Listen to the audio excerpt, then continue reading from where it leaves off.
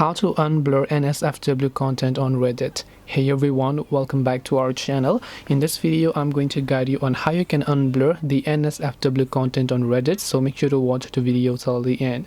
Now Reddit by default will blur any sort of images that they think is over 18 plus years of age due to a restriction, and this is actually enabled by default, so you have to disable it yourself. And to do this, open up your browser, go to reddit.com and log into your account. After you log into Reddit from your browser, tap on your profile icon from the top right, then simply go to this option that says settings. Let the settings page to load up first of all completely, and once the settings page load up, you'll see this type of feed settings at the top. The option that you want to go to is feed settings, as you can find here. So tap the feed settings option, and here you can see blur mature images and media is actually enabled by default. So it says blur previews and thumbnails for any images or videos tagged as NSFW, which is not safe for work. So you want to simply make sure to disable this, and once you disable that, next time whenever you use Reddit, everything will get unblurred regardless of their NSFW or not.